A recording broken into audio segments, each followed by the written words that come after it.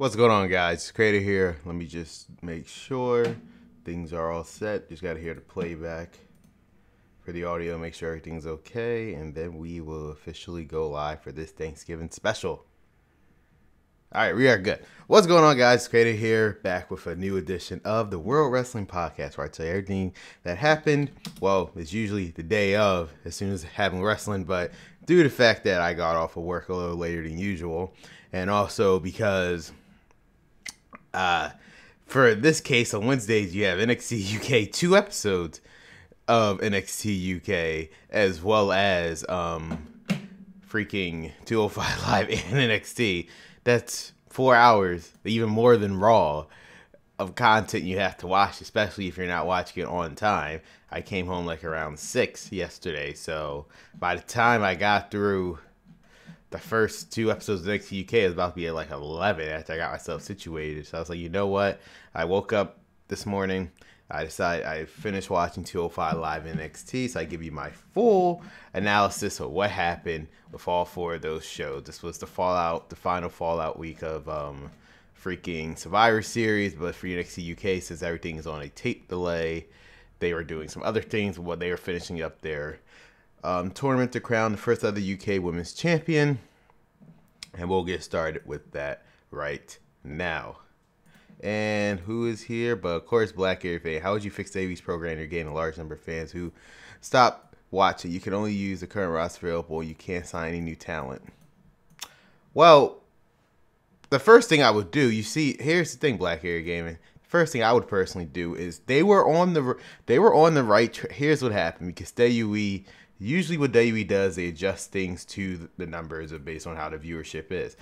When the brand split first got reintroduced, I thought it was something different. Everything actually felt fresh. Like Raw and Smackdown was drastically different.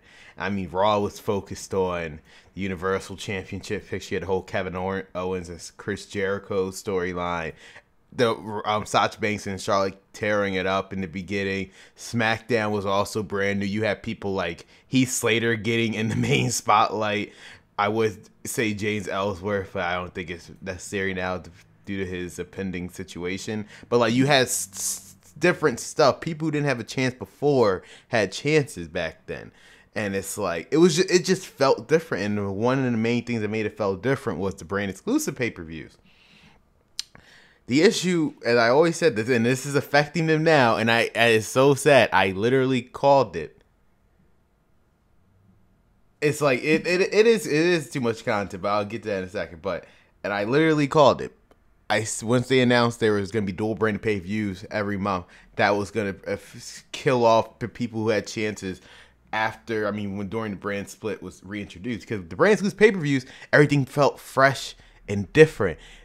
The brands did not have to adhere to whatever schedule they had, because they each had different schedules. For example, if Raw had a pay-per-view one month, you might not see SmackDown pay-per-view to the following month. So SmackDown had like around 8 to 7 weeks of build up to that pay-per-view, and as much as a variety of different stuff, you saw a lot more superstars. Back when the brand pay-per-views were introduced, you saw people like Zack Ryder and Mojo. I'm just using them as examples, but you see my point. People like Zack Ryder, Mojo Rawley, Ty Dillinger, they were actually on pay-per-views because of the brand split. But now, due to the fact that everything is dual branded, you will never see those type of people on pay-per-view. Never. Like, that's the thing.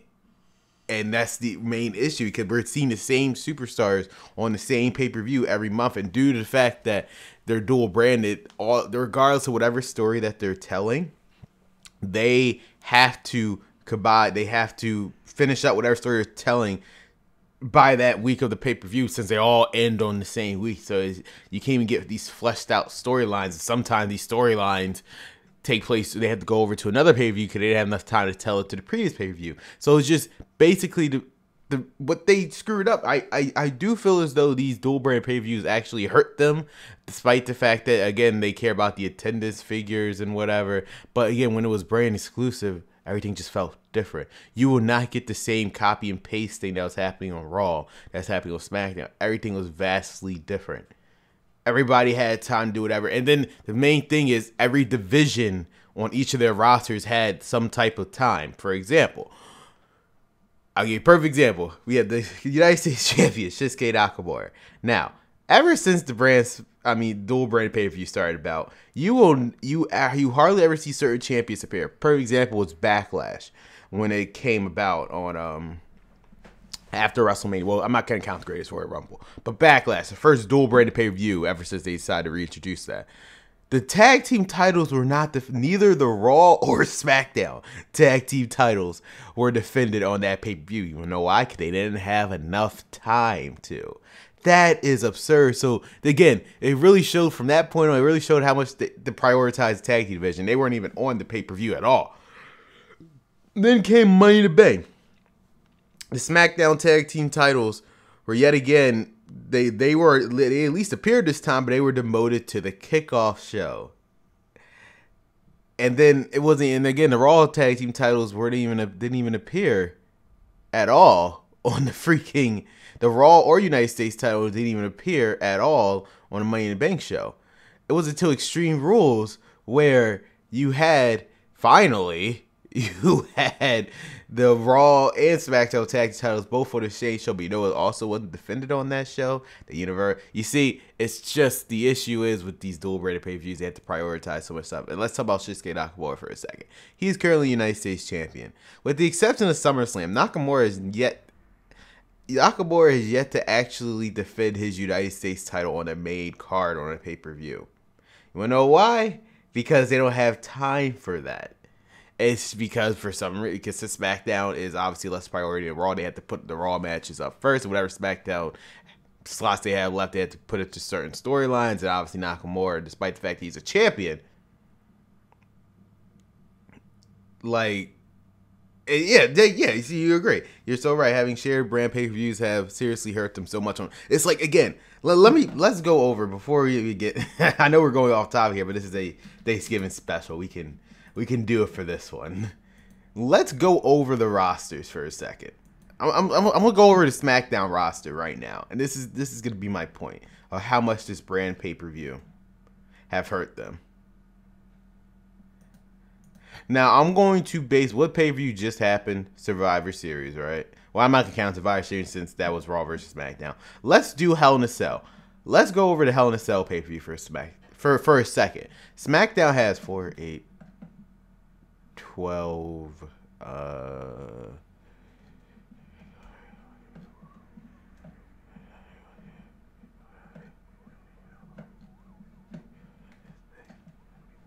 if you don't count like the general managers and the announcers on the SmackDown show, they have around like 40 superstars they have utilized at the Hell in a Cell pay-per-view. Let me do my count right now. You only had 1, 2, 3, 4 out of 40 active members of the superstars that were on the SmackDown Live roster. You have 1, 2, 3, 4.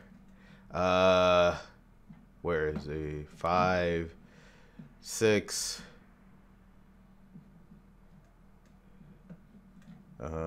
7, 8, 9, 10, 11, 12, 13,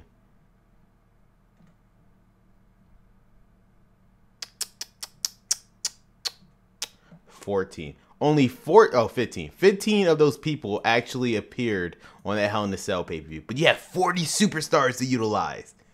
And you wonder why some people don't care when superstars come out like Sanity and like the Iconics. You wonder why people don't care about them. And that's because they never have time to show them off on TV. It's so insane how, like, I'll give you the perfect example. And this is nothing that happened at Survivor Series. When SmackDown Survivor Series, unless I'm misremembering, the Usos won the tag team Survivor Series match on the kickoff show.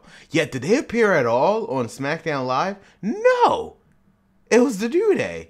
I have nothing against the New Day, but that makes no sense. The Usos were the one who won at Survivor Series. Shouldn't be capitalizing on that? Shouldn't they be next in line for SmackDown tag team titles? But no, you have the New Day in the bar. That made no sense. So where does the Usos go from here? No idea, because they don't even have enough time to tell that story. Now, it's been shown with the brand exclusive pay-per-views that even with 2 hours, SmackDown's SmackDown can actually tell compelling stories because they had time to, because they had their own pay-per-view. They could put 7 to 8 matches of their own talent on there, and they had a bunch of time to do it. Like, perfect example, during the brand exclusive pay-per-view, and hey, JJ Humphrey, appearing on stream, really appreciate it. You had people like freaking the Fashion Police, Breezango. You will never see them on light of day on pay-per-view. They had their opportunities when it was brand exclusive pay-per-view. You had people like, again, dare I say, Mojo Rawley and Zack Ryder. You had those people. You even had Sin Cara up there on a bit. It's like the dual brand pay-per-views allowed them to have more flexibility of the talent. So, you know, the people that you're actually paying that they're under contract for no reason, you can actually utilize them and get something out of them. But now you have people caught up like a Johnny. Where the hell is a Johnny Cianamas? Besides losing to Rey Mysterio like 2 weeks ago, what actually has he done since coming to? He has came to WWE on the main roster since like April, I believe. What exactly has he done? Besides the feud with Rusev and Lana, what exactly has he done? What exactly has Sanity has done? People talked about how the SmackDown Live roster was so stacked, that Superstar shakeup. And yes, it is a stacked roster. You have people like Gallus Anderson, The Bar, the like rejuvenizes tag team division on SmackDown Live, along with Sanity. You have people like new mid to upper card talent like a Johnny Cianamas on the roster, and it's like they can't be used because they don't have time to use them. It makes just absolutely no sense, and one of the main causes of it is just these freaking dual branded pay-per-views. And now let me give you an example. This TLC pay-per-view. Let's currently go over the TLC pay-per-view for a second, because this kind of proves my point of why SmackDown gets, like, it's not just a SmackDown thing, it's for the Raw show as well. But the point is, let me go to the TLC pay-per-view for a second. Now, the current lineup.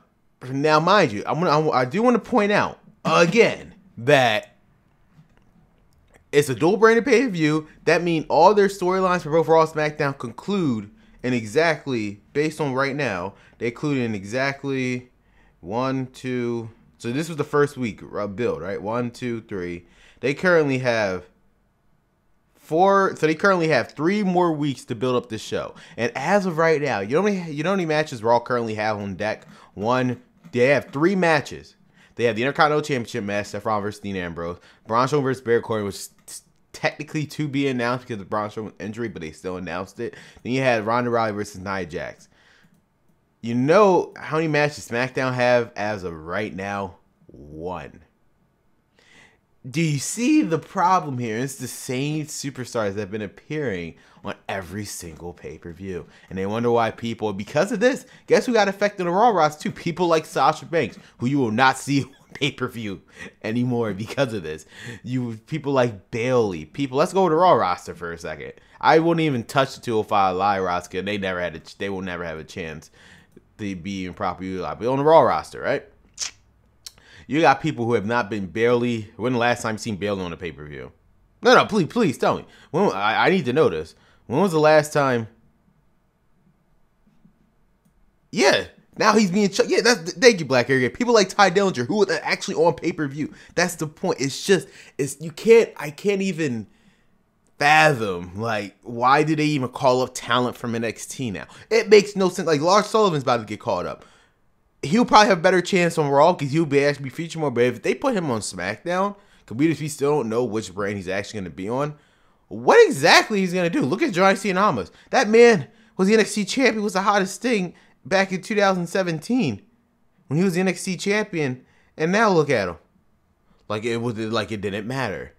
Look at freaking Sanity, for God's sakes. One of the most dominant and unique stables coming from, like, in years. The one unique stables due to the fact that they actually have a female on the team. Their first screw up was taking Nikki Cross out of the team and just bringing up those 3. And now, what have they done? Their first match on the main roster, they lost. It's just so insane. But like I said, this Raw roster, right? Let's go to the Raw roster for a second. You have people like Bayley. When was after these pay-per-views came dual brand? When was the last time Bayley been on pay-per-view? Please tell me. I don't remember. People like Bobby Roode, which is, I think he's finally getting a shot at TLC, but it took them over a year to put him back on the main card on pay-per-view. Like, when was the last time Bobby Roode been on pay-per-view besides the Money in the Bank ladder match? That, you see the problem? Where the hell is Bray Wyatt? We're not even talking about Bray Wyatt. People like the Revival. Dare I say the Revival? Their only pay-per-view appearance was, besides Survivor Series, which was on the kickoff show, was on SummerSlam, which was also on the kickoff show. It's insane. So insane. Again, Breezango and Tyler Breeze, you kissed that goodbye. Where the hell is Ember Moon, huh? Where's Ember Moon? Where's Elias? Finn Balor is out of everybody on the Raw roster. Finn Balor is in a position, like my brother actually explained to me, where it's like he's lucky for his position because they will use him when they needed to. Like Braun Strowman's injury, I guarantee he'll be used a lot more often. But he's the only exception. You got people like, again, Kevin Owens is currently injured. And that's the thing, all these people that are injured on the roster, why aren't the other people like stepping up? Where the hell is No Way Jose? I know he's a joke character in all honesty, but seriously, where the hell is No Way Jose? He got called up, right? I'm not crazy. He got called up. The Ascension, they're somewhat reutilizing now. I'm going to see where they're going with that, but they're just a waste of talent. What was the point of putting Zack Ryder and Mojo Rawley on the Raw if they're not going to do anything? Like, this is my point. Ruby Riott, she's one of those few members on the, because instead of pushing the Riot Squad, because what was the point of putting them on the roster to begin with? Instead of pushing, them, what they're deciding to do is push Tamina and Nia Jax. For what? Did you not see what Tamina just did to your star, Becky Lynch? And again, hi man, thanks for joining the show. For Bayley Survivor Series and Evolution aside, I don't remember exactly. Actually, I'm not gonna lie, I completely forgot about the Evolution pay-per-view, so that's my bad. I actually, not because it was a bad pay-per-view, I just completely forgot about that. For Bayley Survivor Series and Evolution aside, I don't remember exactly. When will Ryback return? He will never return. Trust me. Romeo, he will never return. I can definitely tell you that much. He will definitely never return. But yeah, that's my point. These superstars that prior to the dual brand pay-per-view. Remember when Bayley had all those matches on pay-per-view? Remember when she was the Raw Women's Champion? Remember she was one of the main events of WrestleMania? Remember when Asuka was important? Like, it makes no sense. Like, they have so much depth in their roster, right? And let me give you an example of Samoa Joe. When he got drafted to SmackDown, he was finally prominent until he wasn't. He got drafted to SmackDown in April. He wasn't heavily featured until August. Like, it makes no... He was in the Money in the Bank ladder match, but he wasn't even featured until August. Like, you have so much talent, but you're not using them because of these stupid dual... Because, again, their dual branded their pay-per-views... Excuse the dual branded stuff. Their pay-per-views are their main money, right? That's what sells their product. You can have a weekly TV show all week. If you're not building to anything, it means absolutely nothing, right? So, with that being said, these pay-per-views are important. I'd rather have 16 pay-per-views a year. You want to know why? Because currently, people kept complaining, oh my god, there's so many pay-per-views, whatever. But guess what? You have so much rosters. And that's the whole point of the brand, the pay-per-view, the shows being the shows being separated. If you don't like one show, just watch another one. They have their own set of pay-per-views. They have their own set of stories. That's how it was in Ruthless Aggression era, right? Am I losing my mind here? They had their own audience. They have their own fan base. You can watch their pay-per-views that they're selling besides the big four that they all conclude in. It makes no sense. How many pay-per-views do they have a year? 1, 2, 3, 4, 5, 6, 7, 8, 9, 10, 11, 12, 13, 14. Between right now and last year, they had 3, 6, 9, 12, 15 pay-per-views. You know how many of them were just the same superstars over and over and over and over again? Like, again, Nakamura is just a sin. It's like they're not even using him. They're not using people that they already have. Like, I mean, hopefully when Kevin Owens come back from energy, they'll use him properly. But like, it's just they really need to. I'm not saying extend SmackDown for 3 hours because that would be a hellhole. You can't even do it anyway because Fox, they're gonna make you straight 2 hours unless they air it at 7. But you just gotta next year when and it makes no and it makes no sense too, right? Yeah, where the fuck is No Way Jose going? Exactly. Yeah, No Way Jose is going. I mean, he's still employed, but that's my point. I guarantee you, if the pay-per-views were separate, No Way Jose would at least been on the kickoff show now and then, at least, because they have more time to tell some more stories because they're not obligated to every pay-per-view every month. It just makes no sense.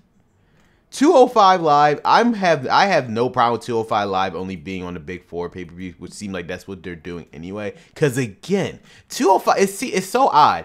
Out of all the main roster shows, 205 Live seems like they got it right. They have long-term stories that you can conclude at a pay-per-view. Like this Mustafa Ali, Buddy Murphy match Survivor Series, that was months they've been feuding. And it concluded at Survivor Series. Like that's how you tell stories. Like, and now you have someone like Hideo Itami who's come back. Like, they know how.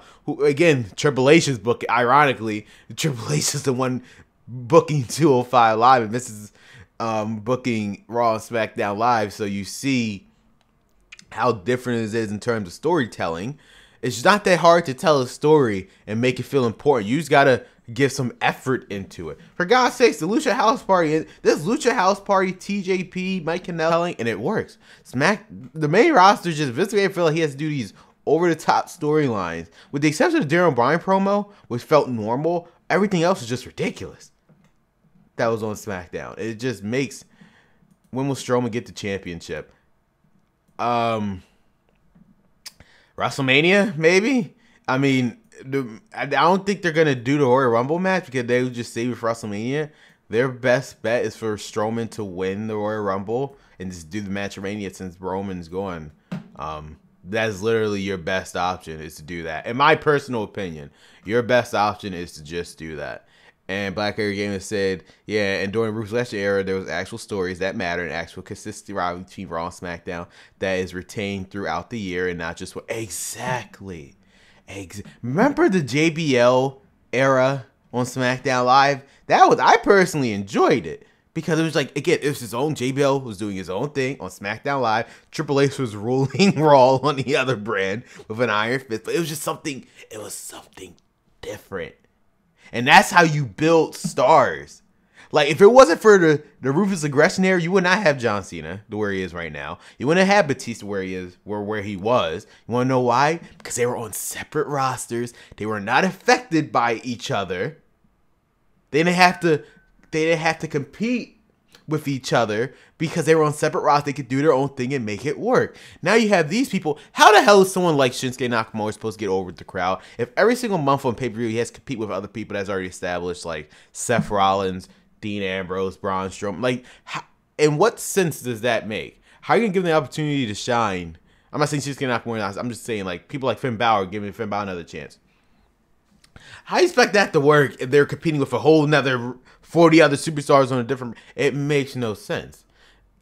What they need to do, there was clearly an experiment for WWE to see if the attendance... The main reason why they did these dual branded pay-per-views again, because the attendance figures were down for their brand exclusive pay-per-views. Yes, I get it. If money is money, whatever.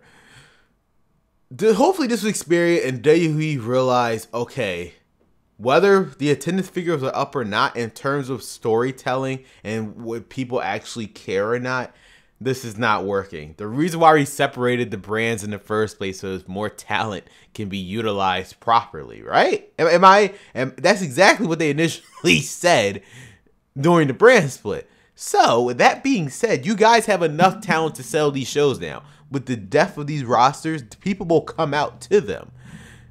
Just pre-put them back. Oh, and if people say so many pay-per-views, okay, here you can keep the one pay-per-view a month schedule, but just do what it did in the Ruthless Aggression era. One pay-per-view a month. So let's just say after WrestleMania, March is a Raw show, right? Well, WrestleMania is April. So May is a Raw show, right? June is a SmackDown show. July is a Raw show. August is obviously SummerSlam, so it's dual branded. And then September is a SmackDown show. That means you gave Raw 8 more weeks to build to an October show. And then November. It makes much more sense. You have long-term storylines that people can actually care about, except for things instead of doing shit like the Italian Re-Ride feud only lasted for like 3 weeks and now it's done basically. So what was the point of that? That could I guarantee you if the pay-per-views were separated, that Italian Re-Ride match could have been a pay-per-view match that people could have actually cared for. But because everything is dual branded, they had to do it on a regular Raw episode that nobody cares about. If this was on pay-per-view, I guarantee you could have sold that Italian Re-Ride match. I guarantee you they could have. If it was brand exclusives, I guarantee that Italian Re-Ride match could have been on pay-per-view. Guarantee you it could have. But it couldn't because, they have to share a Smackdown, which I don't have to. It just makes no sense. But I think I ran it enough on there. But 205 Live, instead of like NXT due to Triple H leads. Yeah, that's why 205 Live, the only thing that seems consistent around here is because, again, who's running the show here? I'm not saying Vince McMahon needs to go away, but it's like there is clearly a different NXT TakeOver War Games Survivor Series was just like night and day. Like you had one show that had great wrestling from beginning to end, consistent storytelling throughout. Everybody cared. Survivor Series, besides 3 matches, nobody else cared about it. Nobody else cared. But that's the thing. With takeovers, you have from top to bottom, everybody cares about every single match. Survivor Series, there's only 3 matches people cared about. And that was it. Just like AJ Styles, Finn Balor, whoever go back to working the indies, they'll be bigger stars that earn more money. They're not going to let them go. I mean, AJ Styles is fine. AJ Styles is in a perfect position. He's never going to lose his spot on top. There's not. Even when he was the United States champion. Remember, he was heavily featured in the main event all the time.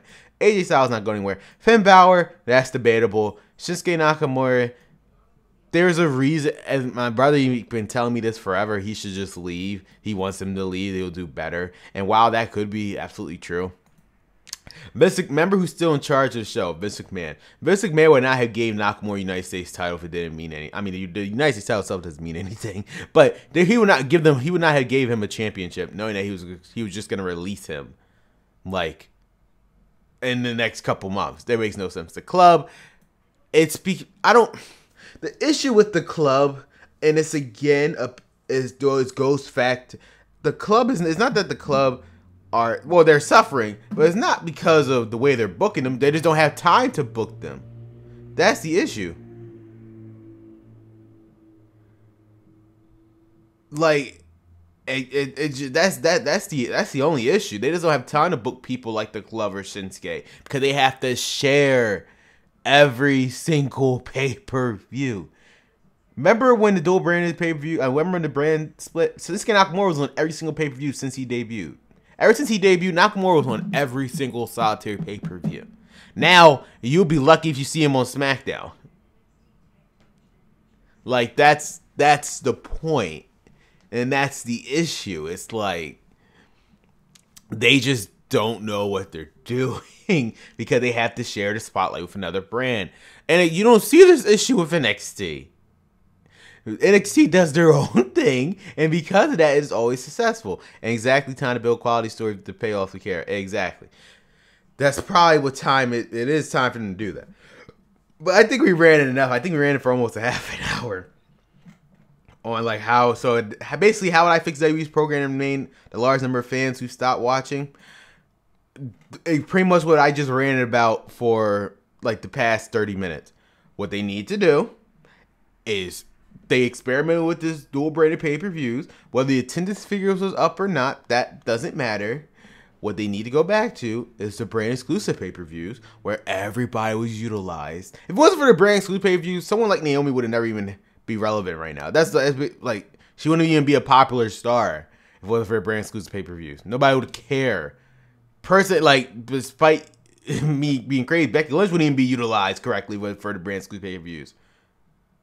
So it's like, whether the position she is in now or not, like, she wouldn't even got into that position was for the brand exclusive pay-per-views.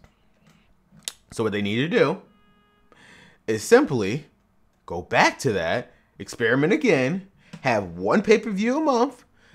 So Raw, again, if If SmackDown's pay-per-view on 1 month, Raw has pay-per-view another month. Raw has 8 weeks to build to that pay-per-view for storylines that we actually care about.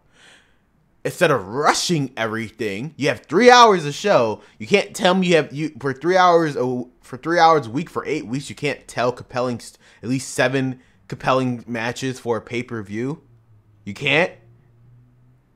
NXT has proven you only need 1 hour to tell stories.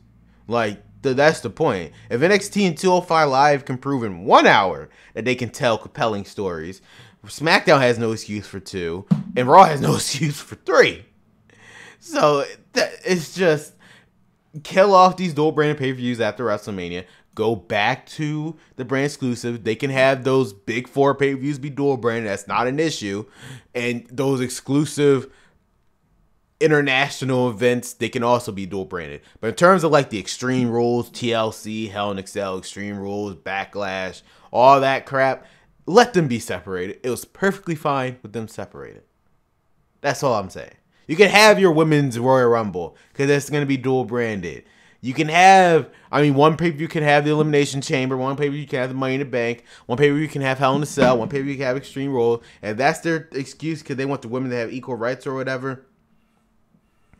You can have that, just let it be separated and bring a yearly pay-per-view to the UK and Japan. I think that's basically what they're doing. Like I said, and I'm about to answer your question in a second, Romeo. But yeah, and bring a yearly pay-per-view to the UK and Japan. I think that's why I said I think that's initially what they're doing. Like, I don't know. Super Showdown, even though that was in Australia, but they're getting to that point again where they're doing these international pay-per-views live. And like again, Japan, that was like once in like 2015. But I think we're getting back to that point because they have so much money now to blow. Why not? So those pay-per-views, yeah, of course they could be dual branded. It's a super event. Obviously, that's not an issue.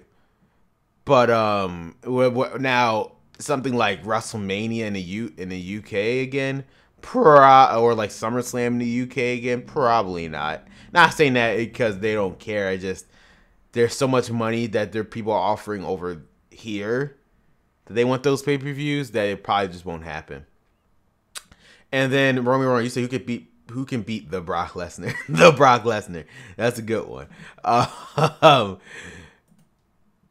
It has to be Braun. It's going to be Braun Strowman. The way they've been booking Drew McIntyre, you can make a case for him, but it's going to be Braun Strowman unless they turn Drew McIntyre face, which I can see that happening. But the way he's been booked, he's one of your biggest heels right now besides Dean Ambrose. He's your heel. Brock Lesnar either face or baby. He is neither a heel or baby face anymore. So his rules don't. That rule doesn't apply. But in terms of Drew McIntyre, he's currently a heel. But if you want to make him a face, why not? And if Braun Strowman for some reason is not able to compete due to an injury that he's just got, it could be Drew McIntyre. Hell, it could be Finn Balor. They booked it correctly, but of course they won it. It could have been Finn Balor. It could have been Seth Rollins. It could have been Dean Ambrose. It could have been any of them. But since they were so focused on Roman for the past 3 years, we never see who can truly do it. But let's go into we have these discussions during the rest of the stream, but I want to at least cover what happened with NXT UK, NXT, and 205 Live. So, again, what NXT UK is doing, at least for right now, I think they're about to end it because I think they're about to run out of footage. They're doing these 2 episodes a week, which I'm perfectly fine with. More wrestling content is more wrestling content. And because the reason why they're doing this is because they did the NXT UK Women's Championship was supposed to be defended Evolution, but because technically Rhea Ripley isn't technically champion yet because it never aired, they couldn't do it. They couldn't do it because it wouldn't realistically make any sense. It wouldn't realistically make any sense.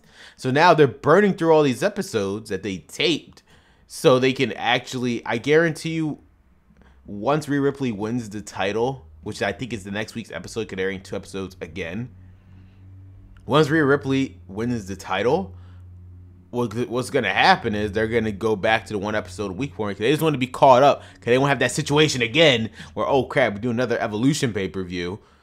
At least Rhea Ripley's here now, so we could use the NXT UK Women's title. But that's what happened.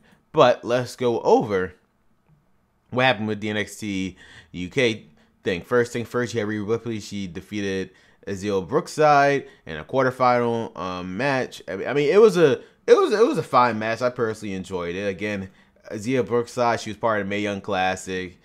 You know, she had a very short showing thanks to Io Shirai. It was an interesting match. Again, for some strange reason, WWE decided to spoil. I mean, because we were found out anyway, so I understand why. They decided to spoil us that Rhea Ripley is the NXT UK Women's Champion. They announced on their website a long time ago anyway. So I don't know why they did that at all. But we already know that she won. So just, again, seeing her journey get there. I mean, again, Rhea Ripley is one of those superstars that they use her properly. She could be a main star in the main roster whenever they decide to get there. But Zia Brooklyn, she got a long way to go, probably. You had Eddie Dennis versus a jobber named Jack Starr. I'm assuming he was a jobber. And again, the UK scene is new to me, so I know Eddie Dennis isn't, but I think Jack Starr is. Eddie Dennis, they're booking him. They've been building up Eddie Dennis for weeks. They have promo packages for him, like about his history with Pete Dunne and Mark Andrews. So they're building this guy. He's a very tall. I mean, before in the promos, it was just whatever. I thought he was just a normal guy, but goddamn, he's tall. Jesus Christ. Either that guy was a super short or goddamn, this guy is just super tall. He obviously won, and then backstage confrontation between Ashton Smith and him. So obviously they're gonna have a match. He had Mark Andrews defeat the Wild Boar Mike Hutchman in a one-on-one match. Again, they're just building up Mark Andrews. I think based on the other episode that they aired, which I'll go over, they're building up more tag teams. So he's in a team with what the hell's his name? I know his name. I don't know why it just drew a blank. The Mobfather. Shit. What the fuck is his name? I know his name. Oh, Flash Morgan Webster. I was gonna say, what the hell is his name again? So they're building up that. It wasn't really nothing important. There's just another win for Mark Andrews. Then you had Toni Storm defeat Alyssa Dawn, or I can never pronounce her name. It's Alyssa Dawn or Elsa Dawn in a quarterfinal match. So she moved on to next week to face Jinny. And Alyssa Dawn now my first question is, why wasn't Killer Kelly in this tournament? They had this other woman who was like 19 or whatever. But I don't know why isn't Killer Kelly one of the main important women in the UK scene, but whatever. Toni Storm won that match. You had Jordan Devlin defeat Ligero. They've really been building up Jordan Devlin a lot, which is coming a long way to when he was first introduced over here in America in that UK tournament, where the crowd just turned his back on them. But they've been building him up. They've been up Ligero, so these two had a very interesting match. I actually enjoyed it. In the end, Jordan Devlin won, but then after the match, he was screaming out Pete Dunne's name, calling out him. So on the next episode right after that, we had confirmation where that was going. But that was the first episode of NXT UK. It was a fine episode again. For the next couple of weeks, it's just basically them building up to the NXT Women's title tournament, so that's their main focus. Everything else is just pretty much filler, because their main priority is UK Women's title. So they get that out the way, so they could go back to the one episode a week thing. So it'll be more easier for me to watch. I don't think they're doing it for me, but yeah, Black Air Gaming, you said, but in the Ruthless Aggression era, there were brand exclusive pay-per-views in the UK, like, if I remember correctly. And oh yeah, it was. I completely forgot about that. Interaction, Rebellion. I do remember those pay-per-views. You're right, 'cause I used to play them in the games all the time. I mean, anything's possible. And why the fuck are you with UK Women's Champion? Surely Toni Storm or Millie McKenzie or Xia Brookside should be champion. Because Rhea Ripley is, you have to remember, while Toni Storm and like Xia Brookside, Jinny, Killer Kelly, even, oh, that was her name, Millie McKinney's, they are still doing stuff. You have to remember, who is Rhea Ripley? She is someone signed to the WWE. Now, while Toni Storm and them are also obviously signed in some type of way to the WWE, Rhea Ripley is a full-time WWE superstar, or NXT superstar, I should say. Before going to NXT UK, she was part of the regular NXT roster. So obviously they will give it to someone who's actually fully under their contract. Rhea Ripley isn't going anywhere person. So that's, for that reason, I think that's the reason why Rhea Ripley is the champion. They could have given it to Dakota Kai because she's also one of those other people that are full-time. But to answer your question, Black Area, that's at least... That was my only theory. You would have thought they would have gave it to Toni Storm. After winning the Mae Young Classic, even though this was taped way before that, you would have figured that Toni Storm would have been the NXT UK Women's Champion. But remember, Rhea Ripley is a full-time contracted WWE superstar. Toni Storm, while they are under some type of contract, they're not fully contracted with them. Like, they're doing stuff over on their side, while Rhea Ripley is a full-time WWE superstar. Pete Dunne is obviously exception to the rule because Pete Dunne is Pete Dunne, but like, I think Triple H would have rather gave it to a superstar who's already under contract with them. So that's just my explanation. I don't think that's the reason. There's obviously a reason to everything. That is the most logical reason why they gave it to Rhea Ripley. I'm not saying Toni Storm won't win the title, but to me, I think that's the only really good explanation that would make somewhat sense. And then you said, I mean, fair play. All three girls I listed is nearly 20 and younger, but yeah, Rhea Ripley is also, she's only 22.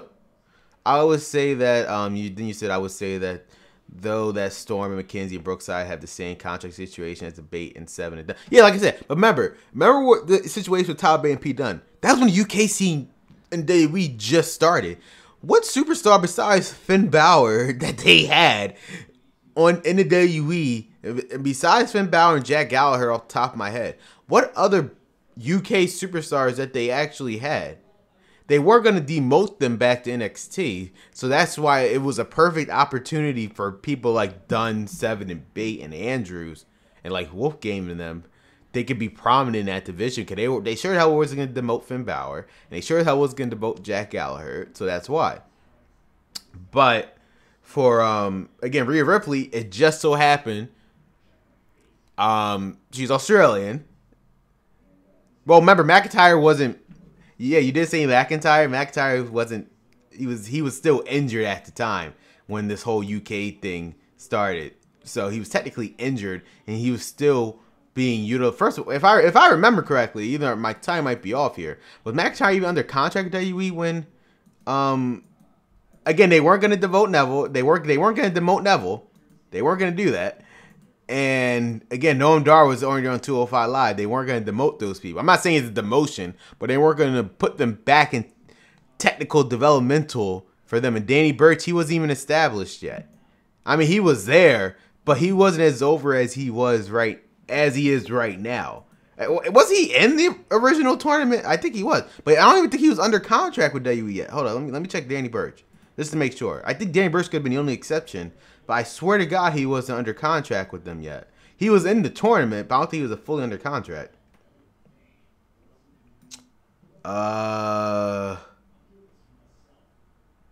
Let me check.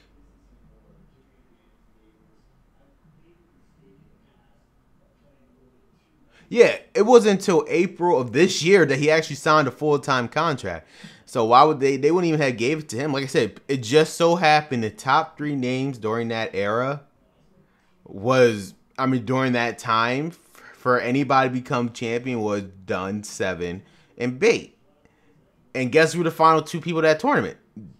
Dunn and Bate. So that's why. They weren't going to demote Neville. They weren't going to demote Dar. McIntyre didn't even sign a contract yet to WWE. And that's why. Rhea Ripley, since they already have an established... I guarantee you, the NXT UK Tag Team Champions are probably going to be Trent and Bate just because they are the except. There's always an exception to the rule. And even though I know they're still doing stuff in progress, since they were the original three, basically the big three for the UK original scene, I guarantee you they're going to be inaugural champions. I guarantee you they are. But I just think Rhea Rhea Ripley is the example of just right place, right time. She was already under contract, officially under contract with WWE. WWE's there. She's not doing anything else but WWE. So why not, especially with this whole women's evolution thing, why not have someone who's already under contract with WWE and do it? So that's all I'm saying. It was just the right place, right time for freaking what the hell, what's the word I'm looking for? For freaking Rhea Ripley. But besides that, I think don't get me wrong, probably eventually someone like Toni Storm will get a championship, the NXT UK Women's Championship. Like, yeah, like don't get me wrong there. But I just think that was just Rhea Ripley was just right place, right time. That's I mean, I don't think it was just nothing more than that. Right place, right time. And you see, the reason I bring all that up is that I care a lot about well, obviously, man. I mean, obviously, of course you care about the UK, but again, it was just for Rhea Ripley's. I mean, look at Pete Dunne. He has done wonders. He was just on the freaking Takeover show, for God's sakes, representing the UK. So it's like they are representing you, at least Triple H is representing the UK well. But just again, Rhea Ripley, right place, right time. She's under a full-time contract. And Toni Storm, I mean, they gave her the Mae Young Classic. So despite the fact that she's not a full-time contract WWE superstar. So it's like they obviously want her.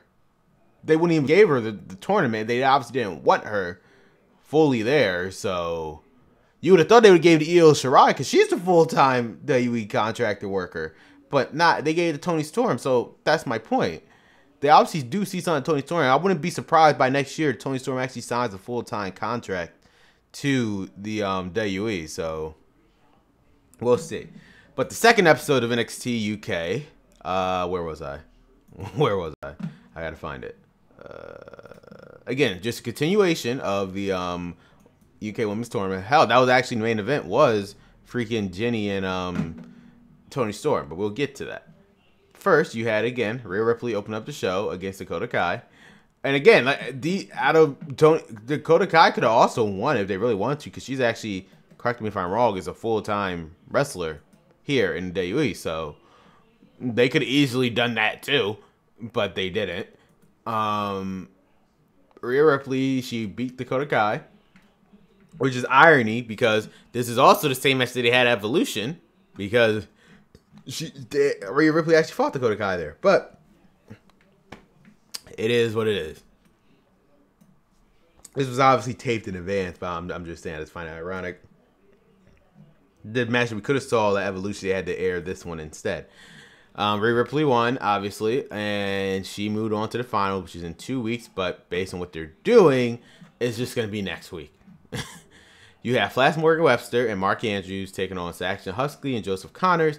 Now, this is a weird one for me,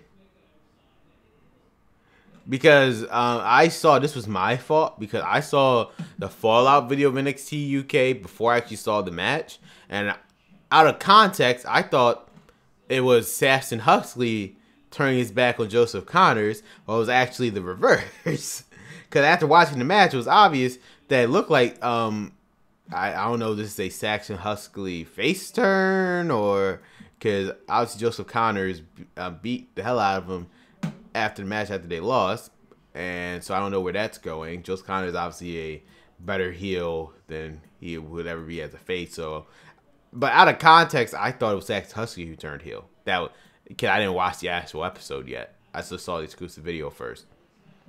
But yeah, like I said, Flash Morgan Webster and Mark Andrews, they obviously are going to win, because I'm assuming, like the NXT UK, they're actually, ironically, as we're talking about NXT UK, the tapings are this Saturday and Sunday for the UK. So, what I think is going to happen is they're going to have a similar tournament like they did a women's tournament. They're trying to build up as many teams as possible before they actually do it. And I'm assuming they're going to have a similar tournament like that. And then the finalists, based on the story, it's going to be Bate and Seven against the Coffee Brothers in the finals for probably the inaugural NXT UK titles. That's how I see it. But there had built up more teams, so that's what's going on there. Yeah, Bomber Dave Master versus T-Bone. Again, what I love about Triple H is just little details that count. Like when Dave Master's entrance, like for his entrance, they make the camera shake. Just it's the little details that make a superstar. To help make a superstar. It was a hard hitting match. Obviously, Dave Master's one. They've been building up that guy since if I remember correctly, the debut episode of NXT. If I remember correctly, it could have been the second episode, but since the debut episode, I think that's what they've been doing.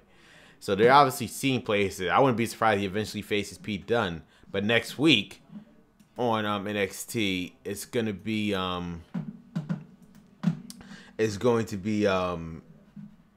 Pete Dunne versus Jordan Devlin for NXT UK title. So I think that's what's going on there, at least for freaking NXT UK Women's Championship. I'm just ready for Thanksgiving. That's why I'm drawing a blank here. So that happened. But then you had the semifinal match again, Toni Storm versus Jinny. I mean, I really like what they're doing with Jinny. They were building her up for weeks, and her first match wasn't until the UK Women's Championship tournament. So I actually enjoyed what they were doing with her. But obviously, she had to take the L for Toni Storm. I mean, if I remember, if I'm correct or not, Jinny is the Progress. Is she the current? I'm glad again. You would know that. Isn't Jinny the current Progress Women's Champion? If I have no idea. Is she or not? I don't know. I have no idea. But I don't know if she... Oh, yeah, she is the current Progress Women's Champion. Okay, she is. So there's that. So she obviously is I wouldn't be surprised by the end of this year.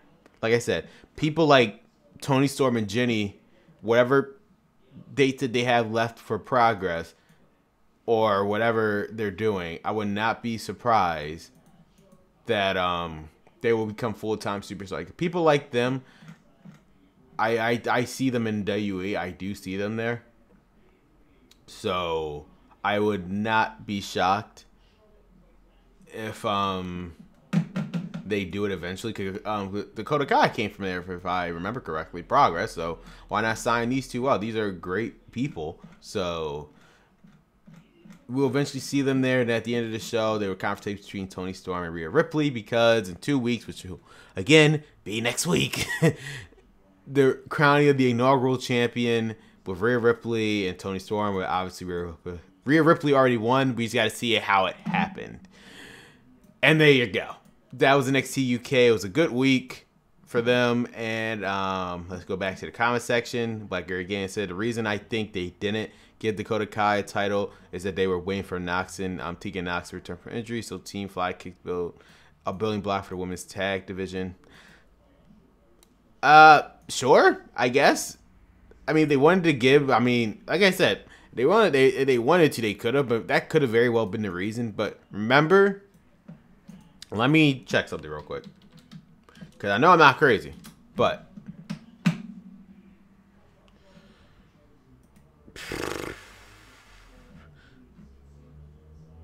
Because due to the fact that everything is freaking timed. I mean, everything is just, where is it? Now. This is what I'm looking at. When Tegan Knox got injured, right? It was during August 9th. They taped it August 9th.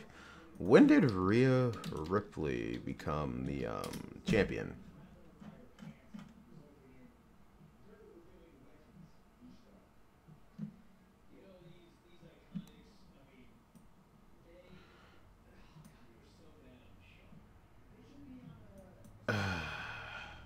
Huh. So maybe you're right. Maybe they were trying to get the heat from, because I'm looking at it. Rhea Ripley became the champion on September 1st when they taped it, and Tegan Knox got injured on August 8th. So probably what they did was I mean, they could have gave it to anybody. They could have really gave it to anybody. They had Rhea, so that's maybe another reason why they gave Rhea Ripley. They wanted to build more heat towards her because she injured one of their standout stars in the Mae Young Classic. Why not give this woman? Give someone new. Again, it's always about building new stars. Something that Triple H clearly understands that Vince McMahon doesn't. So why not? They could have gave Toni Storm, but Toni Storm is already a good superstar without the NXT UK Women's title. So, I guess Rhea Ripley, they want to build her. So, I don't know. There's multiple reasons why they decided not to go with certain superstars like Toni Storm and Dakota Kai. This NXT taping is coming up this Saturday, Sunday. So if you're there, man, you can watch it for you. We'll see. You'll be the first to know if you actually attend there. You can find out. But we'll see what Rhea Ripley does during those taping. I'm assuming she's gonna be there. Randy Orton, Romeo, you said Randy Orton, what will he do that Mysterio thing? And that's another thing, right? This TLC pay-per-view. Will they actually even have a Rey Mysterio, Randy Orton match at TLC pay-per-view? Who knows? I don't know what they're doing with the Randy Orton, Rey Mysterio storyline, because I guarantee you won't. I will be shocked if it's on pay-per-view. I would be shocked. I would be shocked. Due to the fact of how they book things, I would be shocked if, Rey Mysterio feud is Randy Orton Rey Mysterio feud is at TLC. Who knows? I have no idea. We have to find out on SmackDown. Who knows? I mean, it could go somewhere. He stole his mask, even though that was TJP's gimmick. But we'll get to that actually. But who knows? That's all I can say is who knows. And yeah, Black Hair Game. Thank you for telling me. Yeah, she won it from Toni Storm. Okay, so I wasn't crazy. And they did say she was a Progress Women's Champion, so I figured that's initially what they were talking about. But let me go over. Let me get my notes for 205 Live. Give me 1 second. So 205 Live came and went. It was the fallout from Survivor Series again. You had to open the show. You had Buddy Murphy talk about his win, and then his friend Tony Nese came out. He had a match with Noam Dar. Noam Dar is doing double duty for both NXT UK and 205 Live, so that's why we rarely see him on 205 Live anymore. He's doing both, but it's always glad to see Noam Dar back. He lost because again, distraction thanks to Buddy Murphy allowed Nese to hit the running Nese, and he was able to do it. And then after the match, Murphy attacked Dar, so there you go, was that. Then you had, so after that, Drake Maverick was backstage, and he actually told Cedric Alexander, first of all, thanks for getting back on your winning ways. I need you to do that. And next week, a first time ever match that they're dubbing the biggest tag team match in 205 Live. It's going to be Buddy Murphy and Tony Nese taking on Cedric Alexander and Mustafa Ali. And then after that, Buddy Murphy get an interview. He said, oh, we're going to get those tag team championships everybody was talking about. Now, again, this is Triple H writing the show. I don't think he would have put that joke in there for him to save it. I mean, the 205 Live tag team titles, I would like that. It's something, it gives the wrestlers something else to do besides fight for the Cruiserweight title. You have established teams. You got the Loser House Party. You got freaking Drew Gulak and Jack Gallagher. You got now Brian Kendrick, Kara Toys out. You got some teams on there. Just do it. Why not? That's all I'm saying. Why not?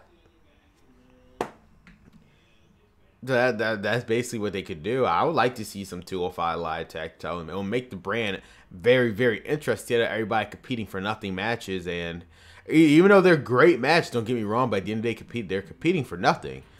So maybe WWE will be following your booking with making Dart. Nah, if they were gonna make him champion, they would have made him champion before he got injured. And they were on Enzo. They was on the Enzo train from that period. So, I mean, Dar, I booked Dar as champion because since that one got real life released, why not give it to Dar? Why not give it to somebody different? So that's why I booked him that way. It's a Cruiserweight champion. So you'll see how Dar goes with there. So That's why I gave him the title, because with Noah being released, what other superstar had more of an impact on the roster? And I figured Noam Dar. And based on how my universe mode was going, Noam Dar and Grand Metalik were the top 2 contenders, so Dar won. That's why I booked it that way. So you'll see how that happens there. But that's video game. This is real life. And yeah, the Akira Tozawa and the Brian Kendrick, they defeat jobbers. This was just a way to establish them more of a team. And after the match, it seemed like again Brian Kendrick and Akira Tozawa on the same page. They were doing the odd chant together, so they're on the same page. And you also had Drew Gulak and Jack Gallagher backstage looking at the match, saying that they will just tap them out again. Then you had the Grand Metalik and TJP match, which I was very much looking forward to. Any match the Grand Metalik is in, I'm always looking forward to.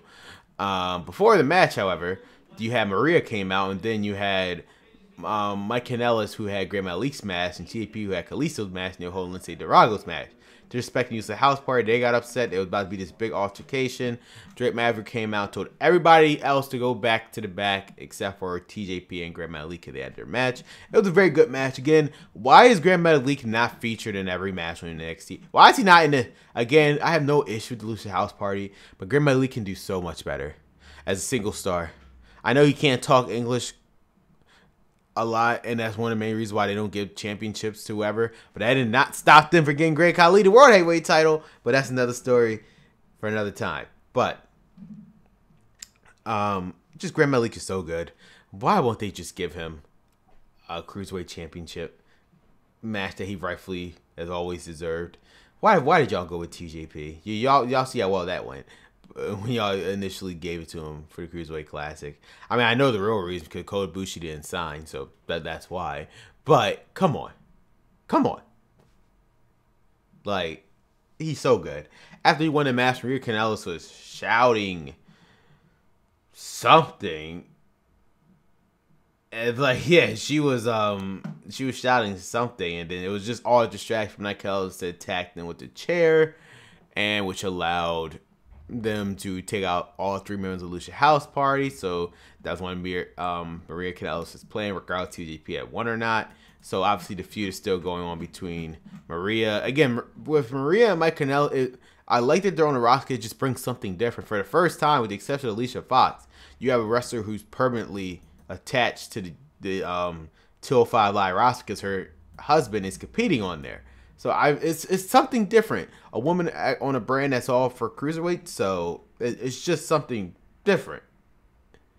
And it actually makes it. This is helping Mike Kanellis a lot. his time on 205 Live has been helping. He actually is doing something, so it's been helping him greatly. And that's the thing with Triple H. He gives everybody a chance. Everybody a chance. So for Mike Kanellis, this has been helping him out tenfold. So there's that. And NXT wasn't really an NXT. Again, it's one of those episodes. As with every other takeover, it's not it's an official episode, but it's not important because they taped it before Takeover War Games anyway. So it's important, but then again, it's not important if that makes any sense. Which was the main event. Was Nikki Cross and Candice LeRae? Sorry about that, guys. Before they had Keith Lee defeat this jobber that I never seen before in a day in my life. Obviously, they're building up Keith Lee. He's good. That's why I signed him in the first place. And then the next match was where things got interesting. You had Lars Sullivan also beat a jobber. So, but it was after the match that Lars Sullivan was talking down everybody. And he was trying to hit the guy. He was trying to defeat the guy again or take him out. Then Keith Lee showed up. And now these two behemoths feuding with each other. That should be very interesting. Although I know it won't be for long because Lars Sullivan, as we know, is going to the main roster. Which brand, they won't say. Because they've been advertising him for both Raw and SmackDown. So who knows what brand he is actually going on. I have no idea. I guess they're trying to make us guess. And again, why is Lars Sullivan being called up if you came and used people that you already have, like a John Cena Anomalous, Insanity? Why is Lars Sullivan is going to be an exception because he's a big guy. So, lucky him. Then you had Nikki Cross and Candice LeRae. Before I get to that match, they did an exclusive angle that we did not see at War Games, where after Aleister Black beat Jinny Gargano, Candice LeRae just looked at Black and then she just walked away. So this feud is clearly not over. We'll see if Candice LeRae gets involved with it somehow. We will find out. And Big Cross obviously defeated Candice LeRae, because why not? But why did Cross on NXT? We officially saw on the main roster a couple weeks ago on Smackdown. Why is she on NXT? I don't know. Like I said, the storyline's done with her. Just bring it up to the main roster already. What are y'all waiting for? Who knows what y'all waiting for? I don't know what they're waiting for at all. And it's just ridiculous. And that was it, guys, for a review of NXT UK, 205 Live, and NXT. So that was this week. Next week will be a fresh batch of episodes for NXT UK. We will find out the inaugural NXT Women's Championship, which is Rhea Ripley. But we'll just see it actually unfold. We will see Pete Dunne defend his title against Jordan Devlin. Obviously, Pete Dunne is still champion, so you know the outcome there.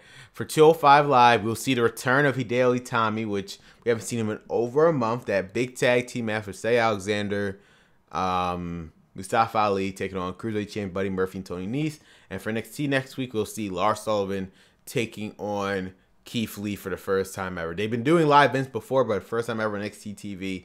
That match is happening. I'm looking forward to all that. You can get all of my take on it right here on the World Wrestling Podcast. You can see every Wednesday. I was just tired yesterday, so I didn't do it. I don't want to be half dead doing it. So since today's my day off and it's Thanksgiving, I said, why not do it early in the morning, right before Thanksgiving?